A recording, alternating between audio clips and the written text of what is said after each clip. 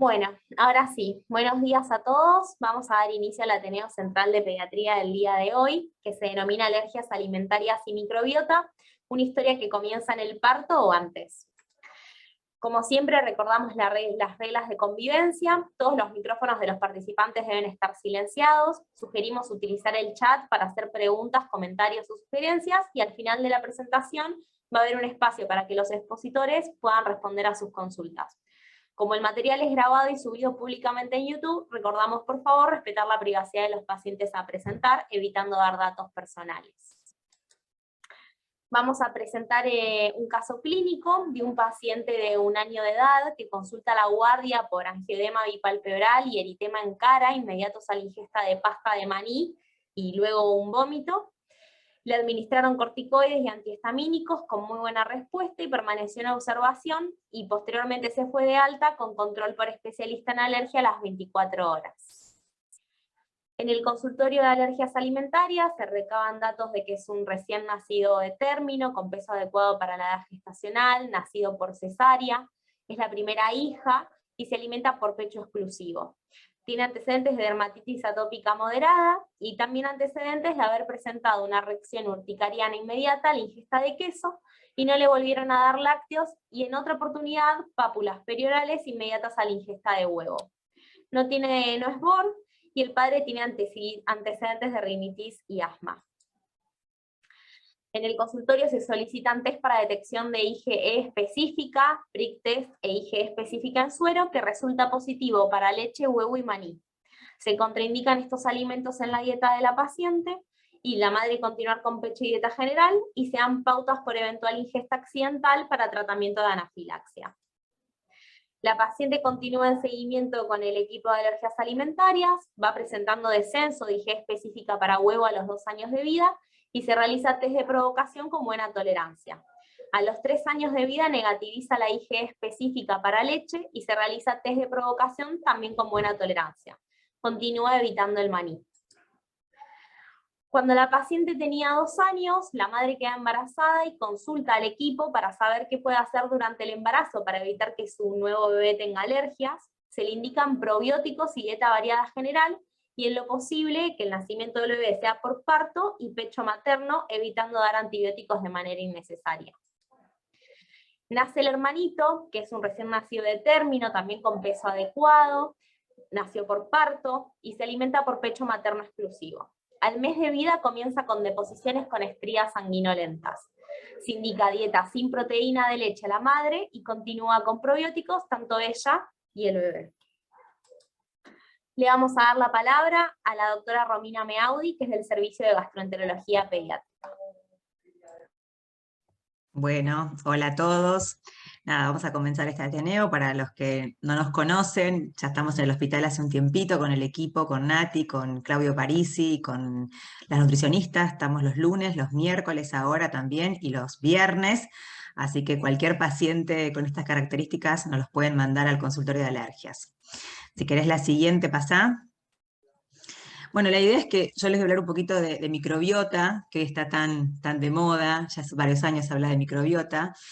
Vamos a referirnos a la microbiota intestinal, ¿sí? Como esta comunidad de microorganismos que habita en el tracto gastrointestinal. Específicamente hablamos de bacterias, de virus, de células eucariotas, parásitos, hongos, y que hoy se le da tanta importancia, ¿no? Siguiente. Un poco me gusta siempre dar algunas características, ¿no? de esta microbiota intestinal. Sabemos que en la edad adulta esta microbiota tiene un peso aproximado entre 1 y 2 kilos, que si uno hace una relación 10 a la 1, ¿sí? Tenemos 10 bacterias por cada célula, y la realidad es que existe un proverbio chino, siempre me gusta mencionar, que dice que en el intestino está la vida, ¿no? Que de ahí parte todo. Y ahora vamos a ir mencionando con Nati, todavía si bien no hay evidencia sólida, pero se está hablando un poco de la microbiota materna y cómo esto impacta en la salud digestiva del bebé, ¿no? Vamos a la siguiente. Bueno, un poco, si estuviéramos interactuando y hablamos de los primeros 1000 días, me gustaría preguntarles a ustedes qué opinan de si existe o no una esterilidad absoluta al nacimiento. O sea, que ante esta pregunta, cuál sería la respuesta, ¿no? Y si vamos a la siguiente, hoy se discute bastante si existe una esterilidad absoluta, ¿no? Porque se han identificado cepas de lactobacilos, ¿no? En placenta y líquido amniótico. Claramente, como bien dice el slide, o sea, estas hipótesis de colonización in útero tienen estas limitaciones metodológicas, ¿no? Pero hoy se habla si realmente hay una esterilidad en el líquido amniótico y en la placenta, y qué impacto tiene, como hablábamos antes, en la microbiota de este nuevo ser, de nuestro nuevo holobionte, que ahora también estamos hablando de este tema, nuestro nuevo ser que viene a este mundo, ¿no? Siguiente. Yo no me quise detener en conceptos que ya hemos hablado muchas veces, como lo que es la diferencia, ya sabemos, y lo tenemos súper instalado, los beneficios del parto vaginal versus la cesárea, ¿no?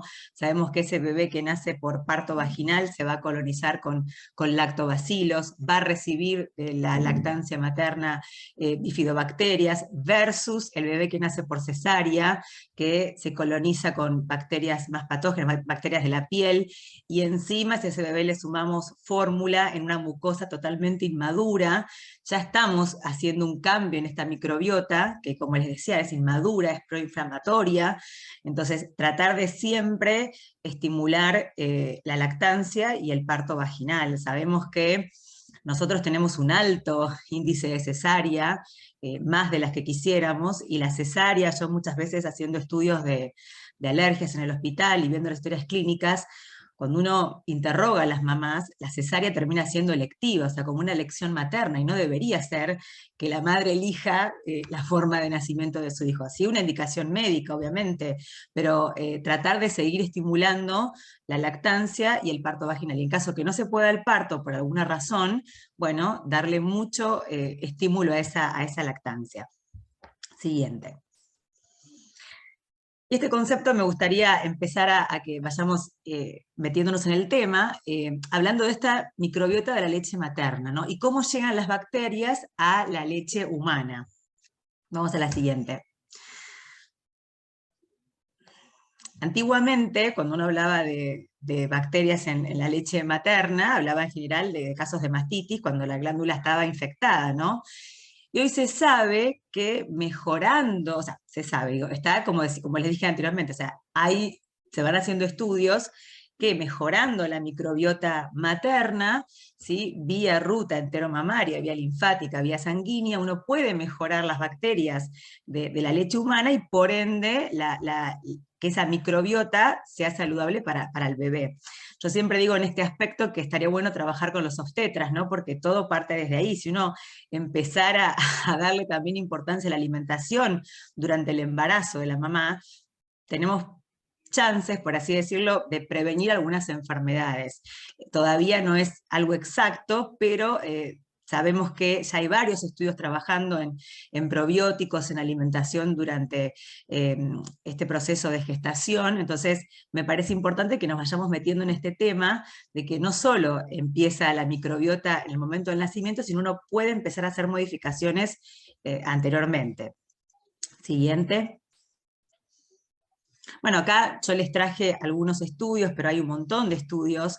También muchos estudios hablan de si la madre utilizó antibióticos durante el embarazo, qué impacto tiene, el tipo de dieta, si se utilizaron antibióticos en el momento del parto. O sea, como que hoy el screening y el interrogatorio también va dirigido hacia esos antecedentes.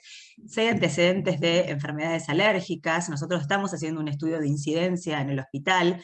La verdad que el recurso de la historia clínica es muy valioso, la historia clínica electrónica, entonces podemos ver de forma retrospectiva qué pasó con esa mamá, cómo fue el seguimiento, cómo fue el embarazo, y los antecedentes de alergias han sido un dato importante, ¿no? Así que bueno, siguiente, hay muchos estudios, este estudio me parece también importante, que es en el 2020, que habla del impacto de la dieta, que fue un factor perinatal importante, ¿no? Una dieta materna que fue rica, se compararon dos grupos, ¿no? Una dieta materna rica en fibra, lo que hoy llamamos dieta mediterránea, en ácidos grasos, en omega, en polifenoles, versus una dieta rica en lo que sería azúcares ultraprocesados. O sea, tener una dieta materna con estas características mejora la microbiota, porque de hecho en otro estudio, no quise llenarlos ahora de papel, de paper, como dice un colega, pero sí hablaba de que los bebés comparten hasta un 30% de su microbiota con la microbiota materna.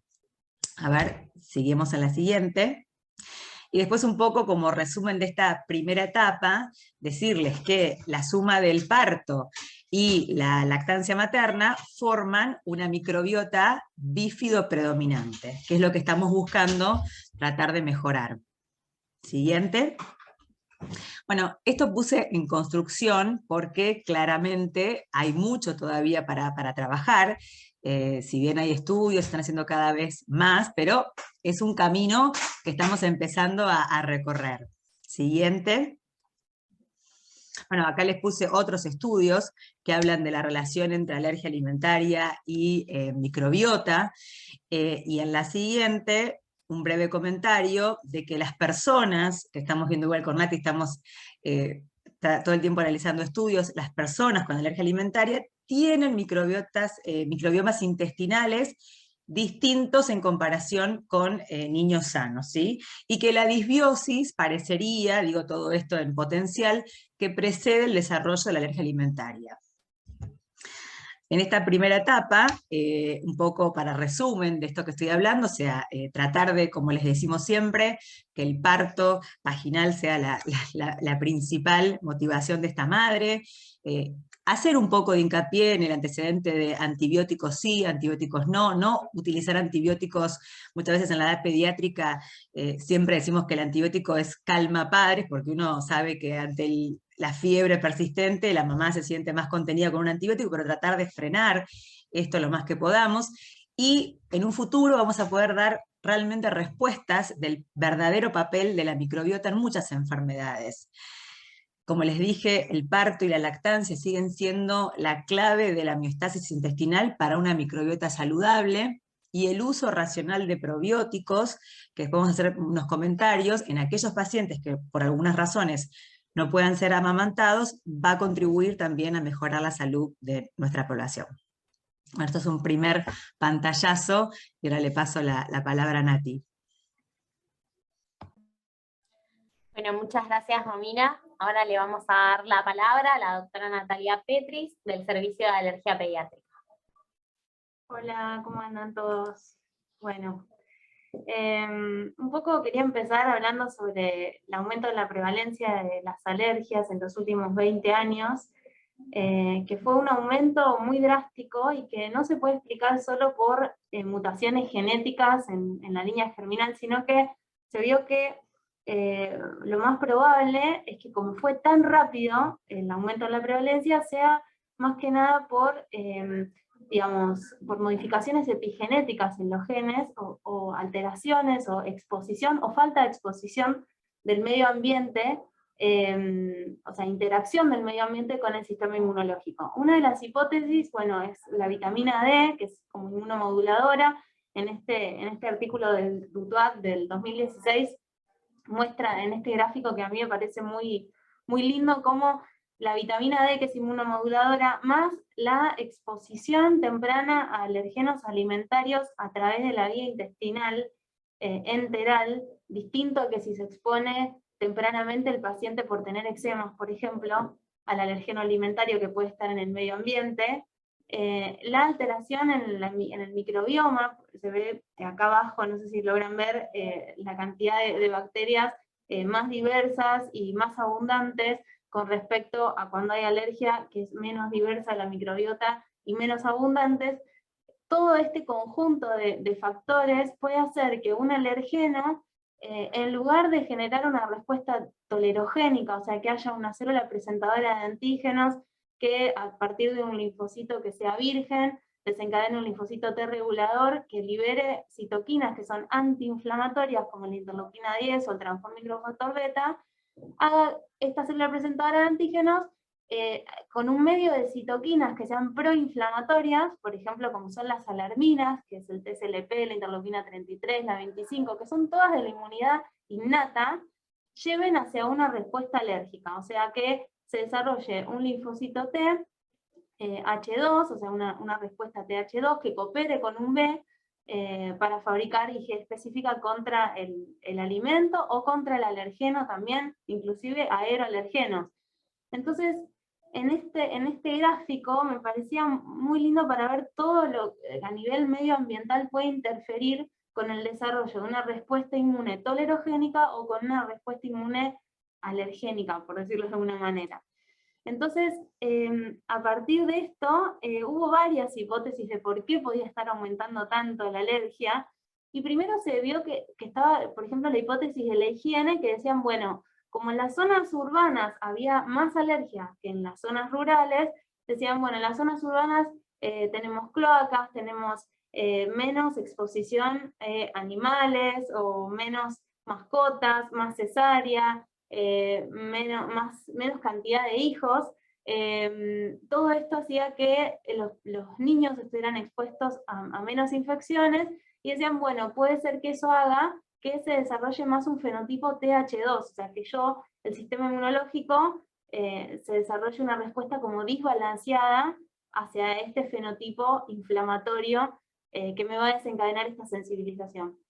Después se vio que en realidad no eran las infecciones las que nos protegían contra las alergias, sino que el desarrollo del sistema inmunológico se daba más por una interacción con esta microbiota, estos microbios que nos promovían la salud y que nos protegían de alguna manera, desencadenando un poco lo que les comentaba antes de estas células T regulatorias, actuando a partir del sistema inmune innato, orquestando desde el sistema inmune innato la liberación de citoquinas que hacían esta respuesta tolerogénica.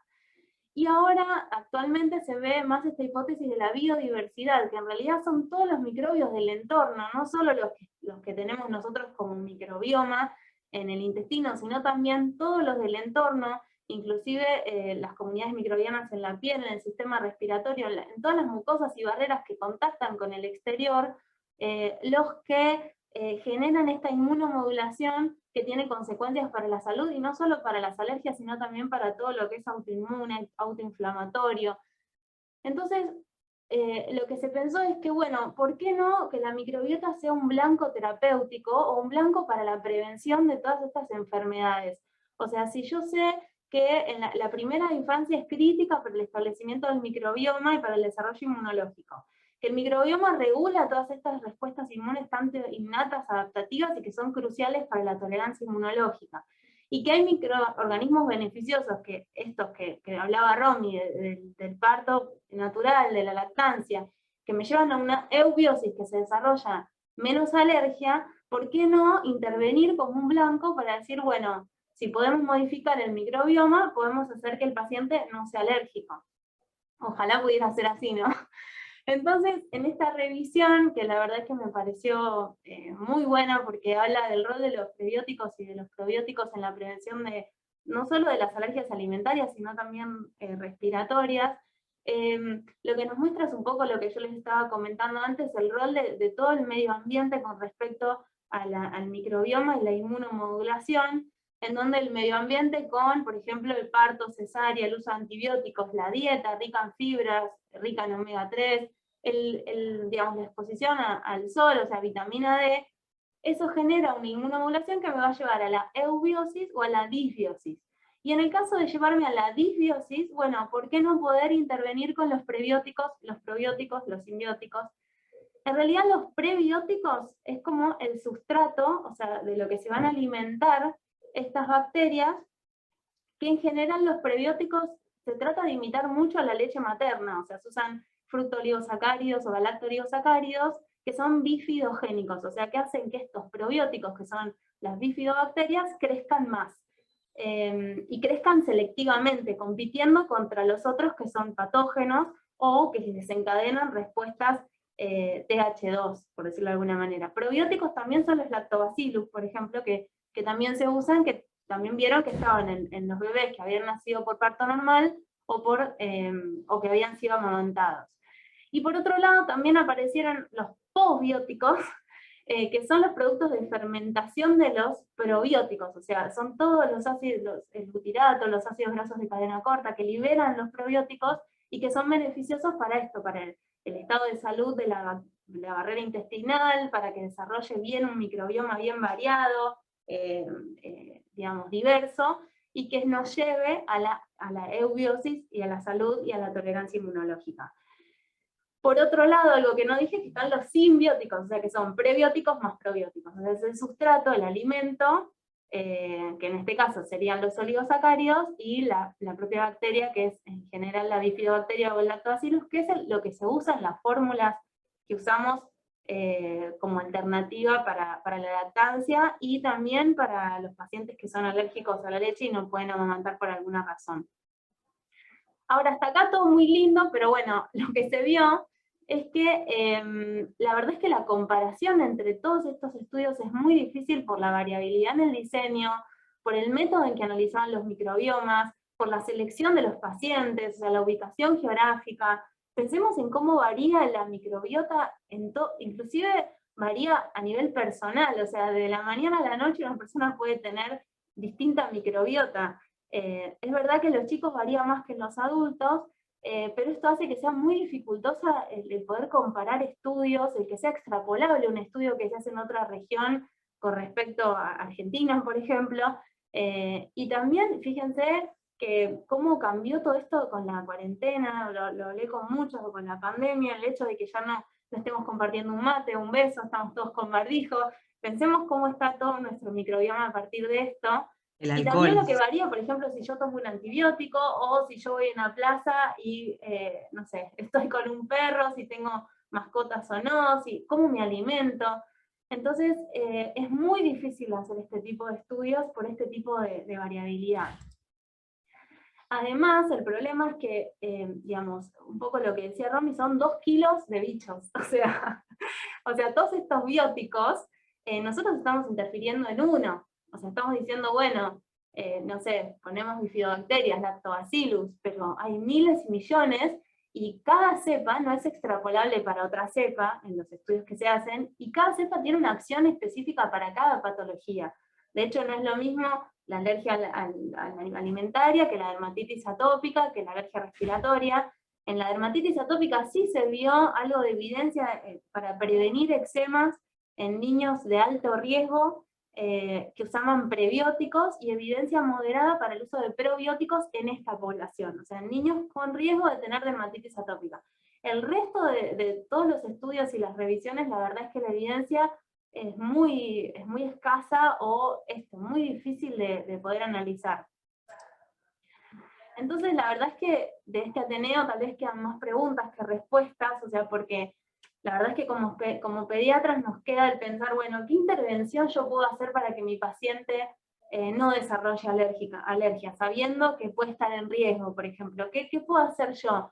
Lo que sí se sabe es que incorporar tempranamente todo tipo de alergenos alimentarios es algo efectivo para prevenir.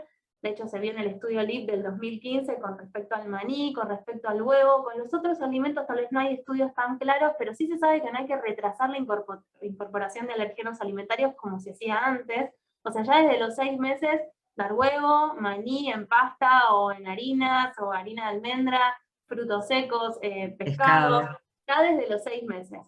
Eso es seguro. En la embarazada lo mismo, dieta bien variada. Eso también, no solo por el primer gráfico que les mostraba al principio, que hace que si yo me expongo por vía enteral, primero que por la piel, es más probable que desarrolle tolerancia inmunológica, sino también por el desarrollo del microbioma, va a ser distinto en la medida de cuántas proteínas alimentarias yo me exponga. Medioambiental es también la exposición al sol, la vitamina D. Los chicos están mucho con pantallas, muy encerrados, y cuando salen se usa protector solar. Entonces, bueno, tal vez ver un poco esto de la vida al aire libre como intervención que fue clara, y bueno, y obviamente promover el parto normal, la lactancia materna. ¿Cuál es el tiempo oportuno? Yo creo que cuanto antes mejor, pero bueno, es una opinión personal.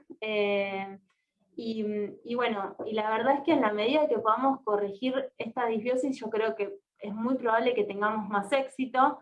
Pero eso tenemos que tener en cuenta, o sea, no es lo mismo cualquier fenotipo, por ejemplo, inclusive dentro de las alergias alimentarias están las proctocolitis, por ejemplo, por alergia a la proteína de leche, un bebé que hace materia fecal con una estría sanguinolenta, y otro bebé, como el caso que planteamos, otro paciente que tiene una anafilaxis, una alergia IgE mediada. No son iguales las manifestaciones clínicas, por lo tanto no son iguales los endotipos, o sea, qué mecanismos fisiopatológicos los llevaron a desarrollar esa alergia, y no es lo mismo el genotipo, entonces ahí las intervenciones van a ser distintas.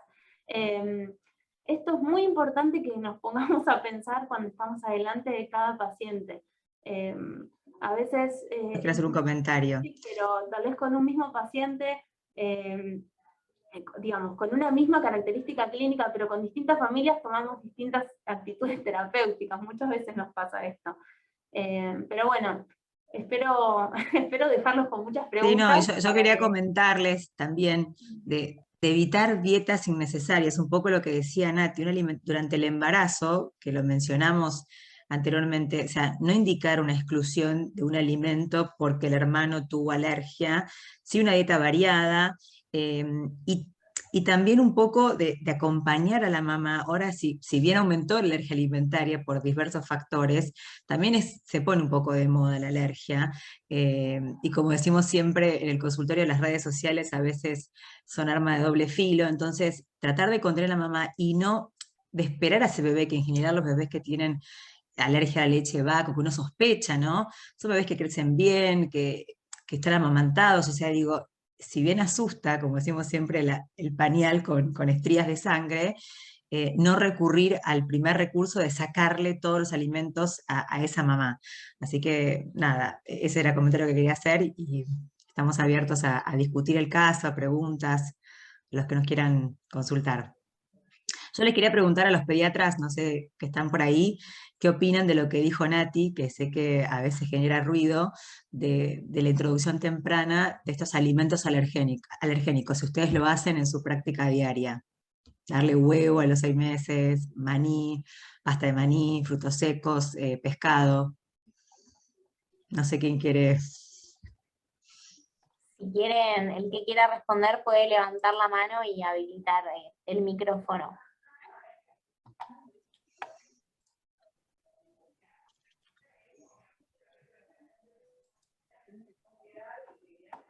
¿Alguien está hablando por ahí? No. No, no es acá en nuestro fondo. Acá en el chat, Ariana Barat pone que pescado y huevo sí, pero frutos secos no. Y acá después, donde están los residentes, ponen que la única restricción es la miel hasta el año. ¿Por qué frutos secos no?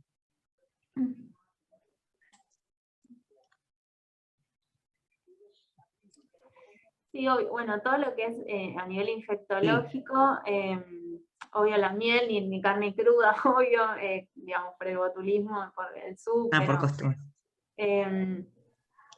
Ay, perdón. No sé. Cuando la madre o padre tiene una alergia manifiesta. Yo soy Ariana, perdón. Hola Ariana, ¿cómo te va? ¿Qué tal? Bueno, yo me formé en una época donde había miles de restricciones alimentarias, ¿no? Cuando hacías la residencia había un montón de alimentos que no se podían usar.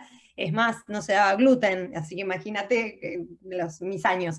Entonces, el tema fundamental fue que fuimos haciendo un montón de cambios, pero a mí personalmente siempre me quedó esa cuestión, sobre todo con la pasta de maní, o sea, que no sé qué es lo que contiene, ¿no? Una cosa es cuando se hace casera, y esto que viene envasado, a mí particularmente entiendo que hay que introducirlos, pero hay un montón de cuestiones que están muy industrializadas, y también desconfío de todos los agregados que tienen algunos alimentos. O sea, hay cosas que directamente las dejé de indicar, por ejemplo, no sé, el empaquetado de usábamos tradicionalmente, que al final uno no sabe bien qué es lo que contiene, pero bueno, me quedó esto, como que el fruto seco todavía hasta los 9 meses no lo introduzco, no a los 6 meses, por eso me llamó la atención. Por supuesto, la miel y la carne picada son como los puntos no. clave. Esos son los no seguros, y obviamente golosinas, y yo personalmente no indico ultraprocesados, o sea, trato de convencer a las familias de que no los compren, pero bueno, también es difícil, no es tan sencillo. Sí. Voy a hacer mi comentario. Bueno, ahí decían, los pacientes decían qué hacemos cuando la madre o el padre tiene alguna alergia, manifiesta algún alimento. En realidad hay que estudiar al padre o a la madre, o sea, Sí, lo tomamos como un antecedente más de que puede tener una predisposición a tener alguna enfermedad atópica, pero no porque sí o sí hayan tenido una alergia a un alimento o algún antibiótico o asma o rinitis, el hijo sí o sí lo vaya a desarrollar. Entonces, en ese caso no se prohíbe el alimento. Sí me pasó, por ejemplo, un paciente que el padre era muy sensible, o sea, el padre era alérgico al pescado y hacía anafilaxia solo por el vapor de cocción del pescado, que obvio a ese paciente no le doy pescado, pero porque el pobre padre la va a pasar mal, pero no por el niño en sí mismo.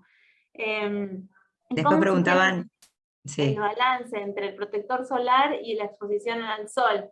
No exagerar, o sea, es un equilibrio, digamos, horarios sí, que no pico, uno digamos. se puede exponer.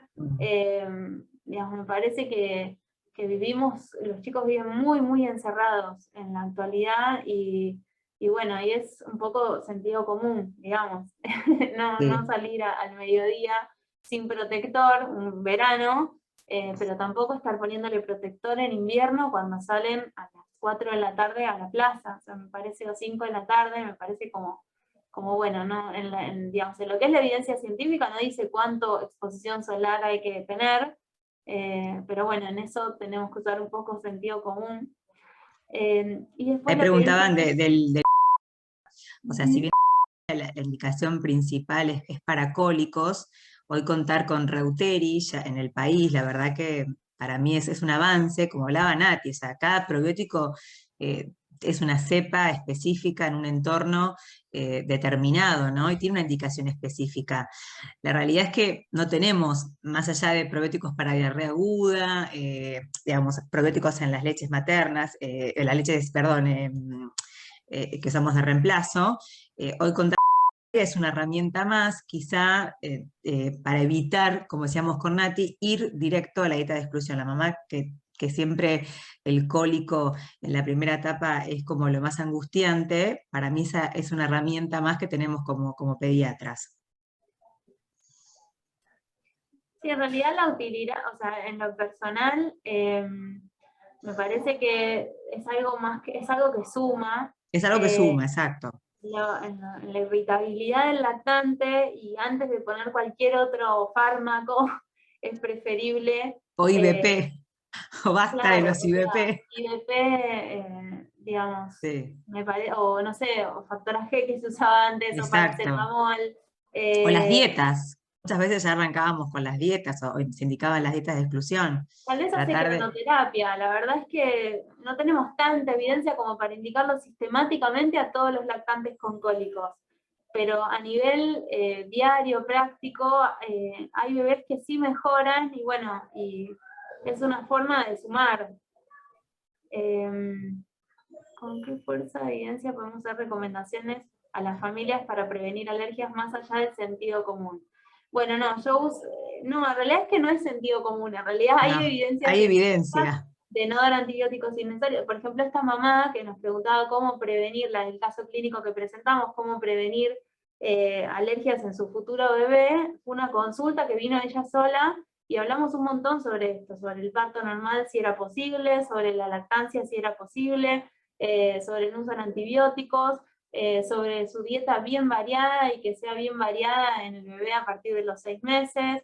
Bueno, esto, vitamina D, fueron cosas que hablamos mucho con esta mamá y ella buscó información sobre probióticos y lo empezó a tomar durante todo su embarazo. Y bueno, y justo el nuevo bebé tuvo como otro tipo de manifestación de alergia a la proteína de la leche, Pero pero... fue muy leve. O sea, por suerte eh, lo. y después, la Bueno, incorporación de gluten en hijos de padres celíacos, Romy. no, la verdad que no. Los estudios que se hicieron mostraron que previene la exclusión, o sea, que se puede incorporar gluten como otro alimento más. Nosotros en general a veces evitamos el trigo para incorporar otros alimentos, o sea, desde el inicio, pero no está contraindicado y los estudios que se hicieron en Europa, la verdad que demostraron que no previene la enfermedad. Se puede Tengo incorporar el preguntas gluten. Sí, se recomienda colocar loquios maternos a la boca de los recién nacidos por Y eso cesárea. también es todo, Hubo no, un estudio que hubo se un hizo, de hecho estudio, esta sí, mamá lo hizo, la sí, mamá del caso que presentamos, con una gasa, el flujo vaginal en la boca del bebé. Hay un estudio que sí, que dice que puede llegar a prevenir, pero como les decía antes, es muy difícil extrapolar. tener estudios que sean comparables. El diseño es muy complicado, porque usás casos, controles, y cómo es la microbiota de los casos y de los controles con respecto a todo. Fíjense todas las variables que hay que incorporar o que pensar, o sea, antibióticos, lactancia, cada familia tiene su propia microbiota, entonces Y es aparte, muy... como dice Nati, o sea, también yo creo que microbiota y TEA, que ahora también se habla mucho, o sea, hay que tener cuidado en que muchas familias consultan, hacen estudios que no tienen evidencia clínica, que no tienen implicancia, entonces hoy no podemos decir que el análisis de la microbiota, y todavía hay mucho por hacer, tenga una implicancia realmente en alguna enfermedad, así que también tener cuidado porque hay como un auge de pacientes que consultan al exterior y que nos vienen con estudios, y la realidad es que, como dice Nati, hay que ir a lo seguro, a lo que sabemos que no nos vamos a equivocar, el parto, la lactancia, ahora poder incursionar en dietas generales, ¿no? Ricas en omega, en fibra, eh, así que bueno, ese sería como el concepto. No Y sé si acá hay otras dice cómo se preguntas. evalúa la microbiota en cada paciente, ojalá pudiéramos, No o se sea, tener puede, claro. microbiotipo de cada paciente y saber lo que le falta para poder dárselo. Eso sería genial, tener un patrón normal y un patrón alterado y decir, bueno, te falta esto, te ponemos aquello, pero todavía no lo tenemos.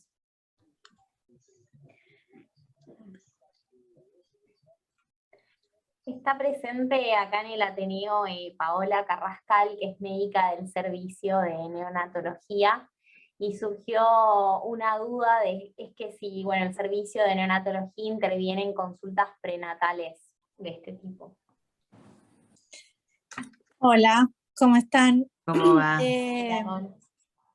A ver, es muy difícil, como lo mencionaron en las charlas, hacer una intervención cuando llegan a nosotros. O sea, nosotros podemos intervenir tal vez en las acciones directas del bebé, favoreciendo la vía de nacimiento cuando no hay una contraindicación específica del nacimiento por parto vaginal.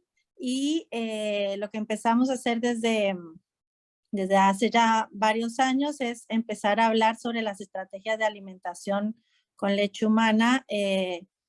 Cuando los bebés no pueden tomar directamente el pecho materno, empezamos sí a introducirlo desde la consulta prenatal, e incluso a algunas mujeres plantearles la posibilidad de empezarse a hacer extracciones prenatales cuando esto no pone en riesgo, obviamente, no en nacimientos prematuros, ¿no? Que puede todavía ser controversial la estimulación prenatal. Esa es la manera en la que nosotros podemos intervenir prenatalmente. Ahora, yo por ahí lo único que comentaría de algo que se dijo de desde cuándo empezar a trabajar y con quiénes, no sé si son los obstetras, porque en realidad esto empieza desde antes, desde que la mujer empieza, exacto.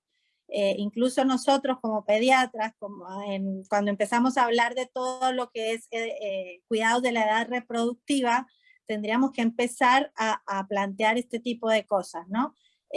Porque el solo hecho de tener una malnutrición crónica, ya sea obesidad, sobrepeso o desnutrición de la mujer, esto también cambia el microbioma de la persona, y esto va a afectar también los resultados incluso del embarazo. Se ha estudiado que las mujeres con disbiosis pueden llegar a tener mayor factores de riesgo para tener partos prematuros, o al revés, las que tuvieron nacimientos prematuros no por causas maternas, se ve que tienen una microbiota vaginal diferente a aquellas que tuvieron partos a término. Entonces es algo que podemos empezar a hacer desde mucho antes, de empezar a trabajar desde mucho antes. Como todo lo nutricional, no son efectos que uno ve a corto plazo. Entonces, para el equipo de salud es mucho más difícil creerlo o ver las respuestas que uno hace con respecto a las indicaciones que se ofrecen cuando los efectos son más visibles. Y acá es una cuestión de trabajar mucho. Y lo otro es ser un poco más concienzudos o más criteriosos en la suspensión o el cambio o la rotación de la alimentación de los lactantes, ¿no? Creo que a veces la salida más fácil es indicar complemento, cuando un bebé por ahí no aumenta los famosos 20 gramos por día que tiene que aumentar. Pocas veces se revisan las técnicas de lactancia, no se hacen consultas con asesoras de lactancia, y esto, como lo digo, no son los efectos a corto plazo los que uno ve, después son chicos que tienen otros problemas a largo plazo por la salud, y ahí es donde nosotros tenemos que empezar a intervenir, no cambiar como primera respuesta porque no aumentó lo que yo creía que tenía que aumentar, y si es una decisión de la mamá no amamantar, es totalmente respetable, pero nosotros tenemos la obligación de informarlos y de agotar todo, e informar estas cosas, porque por ahí lo único que le importa a la madre en ese momento es que aumente de peso o que engorde mejor, y eso no traduce ningún bienestar en la salud de esos lactantes, ¿no? Después vamos a tener todos estos problemas de las alergias y también toda la exposición que uno tiene como adulto o adolescente a los ultraprocesados, a alimentaciones que te van cambiando también no solo la cantidad de microorganismos de la microbiota, sino también el perfil.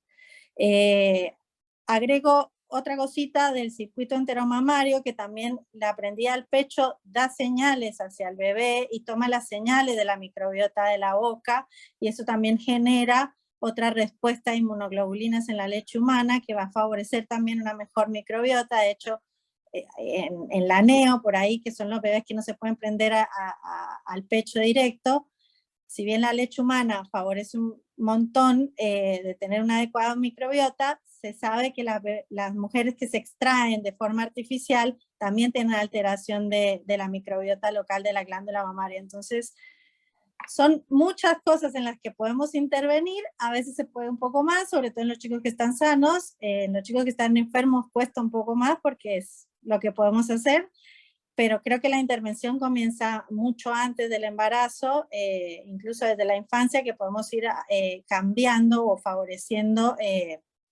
actividades y costumbres de la alimentación un poco más sanas.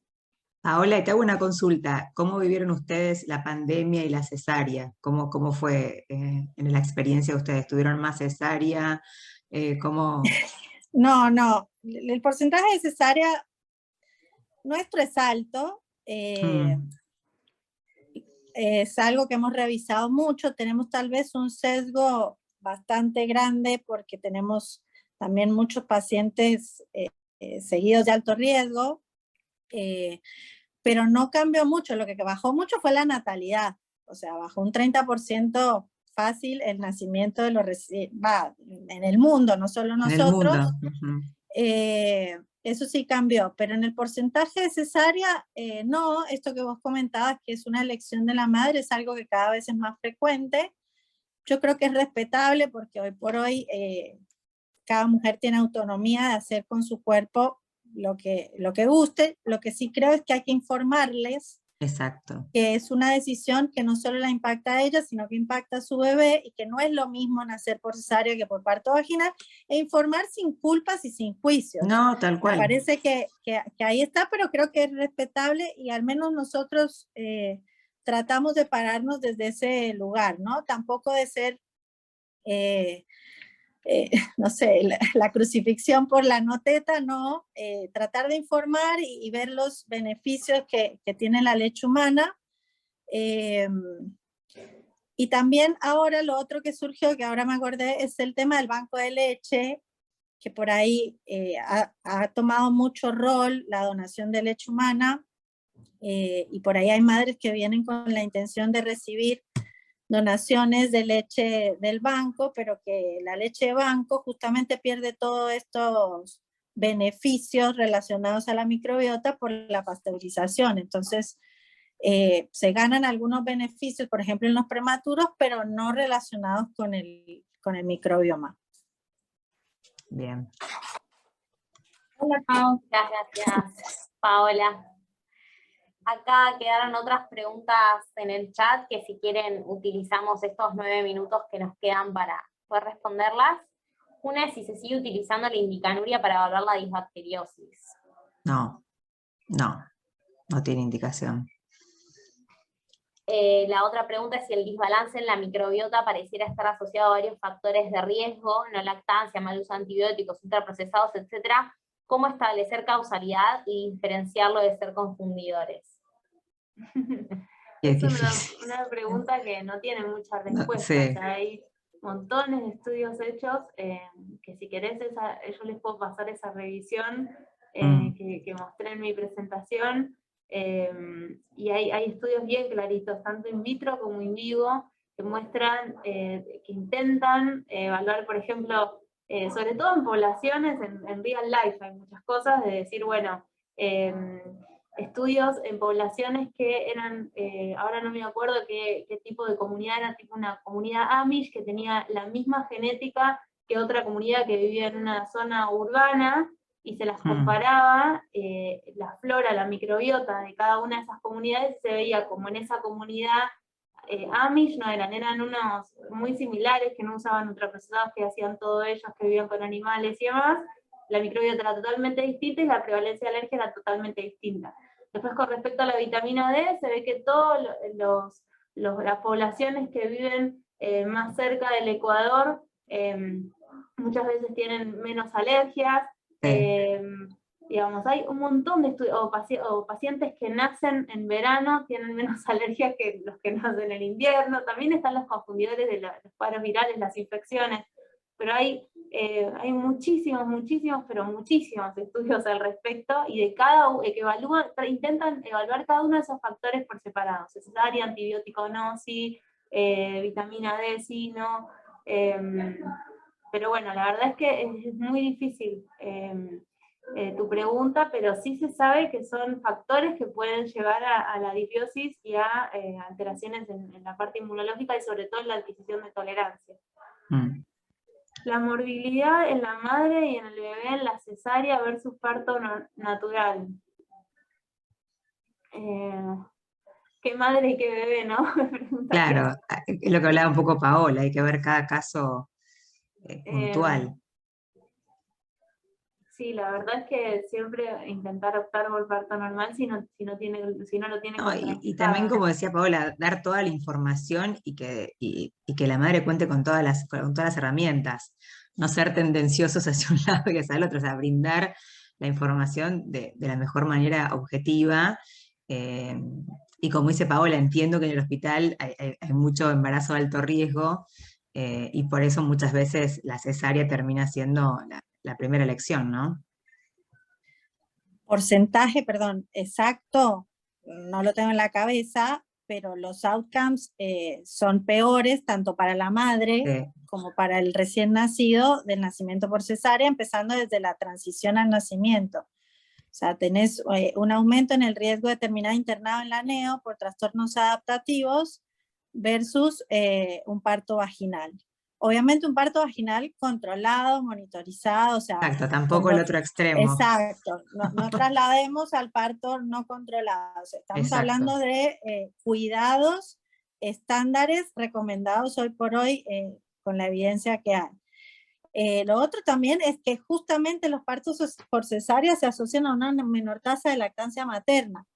Entonces, eso también influye en el dolor de la mamá, en la capacidad de la mamá de movilizarse después del nacimiento, que el dolor demore la bajada de la leche, la etapa de la lactogénesis.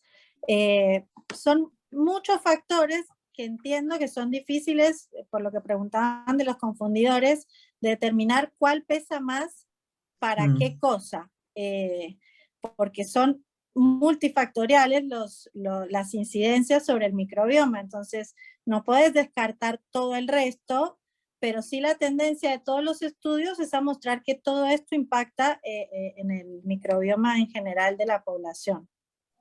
Sí. Y acá hay una última pregunta, es ¿qué impacto tiene la calidad y producción de alimentos la gente come verduras, frutas, pero con pocos cuidados en la producción y no todos acceden a los orgánicos. La verdad que qué impacto no sé, No. pero bueno, un poco Sí, tratar de ir por... común, o sea, tampoco indicarle a una familia algo que no puede, a lo que no puede acceder. O sea, todos los alimentos orgánicos son más caros, pero digamos, en la medida de que sea lo más sano posible, uno trata de indicarlo. Y Todo no ir a lo- los ultraprocesados, quizás, que ya con eso ya es un avance. ¿Les Sí, puedo también hacer una pregunta? Sí. Porque hace una semana me enteré que van a sacar los probióticos sin vitamina D. Nosotros probióticos no usamos en Neo, si bien hay el uso que se les ha mostrado es para disminuir el riesgo de enterocolitis, todavía hay mucha controversia sobre la dosificación y el tipo de probióticos que se usen, porque también se ha asociado a infecciones neonatales letales, entonces Sí. hay mucha controversia con eso. ¿Ustedes recomiendan que sean con vitamina D, sin vitamina D? ¿Tienen alguna experiencia o conocimiento? No, acá al que si esto hay... cambia.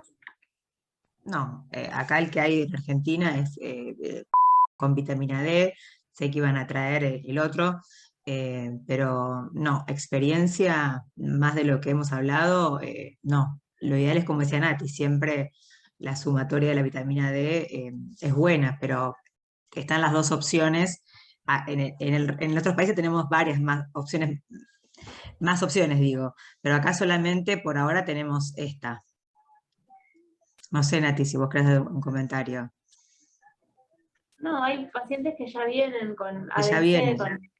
con las vitaminas ADC, por ser lactante, algunos pediatras las indican, digamos, en forma sistemática a todos, y a veces si les vamos a poner algún probiótico con vitamina D, le sacamos una de las dos, o sea, le decimos que le deje de dar la otra. Pero la verdad es que no sé, ni idea. Usamos el que tiene vitamina, o sea, el Lactobacillus el que reuteri, tenemos, el el único que que hay. viene ahora es con vitamina D. Es un tema eso.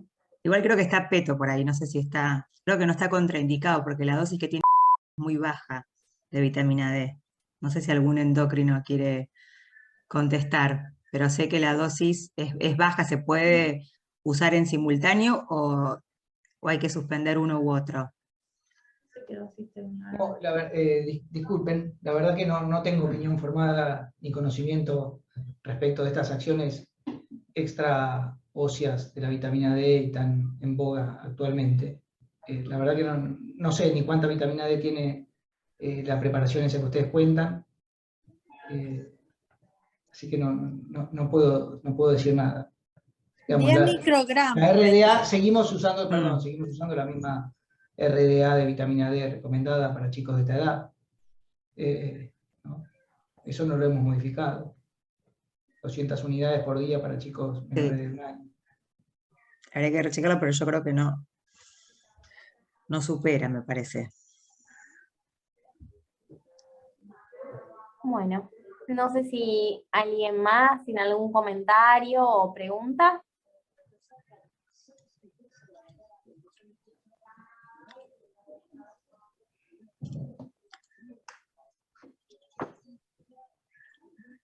Bueno, les agradecemos a Romina, Natalia y Paola por haber participado y bueno, haber ampliado estos conocimientos sobre microbiota. Bueno, gracias a todos por conectarse y nos vemos el martes próximo. Chao. Muchas gracias.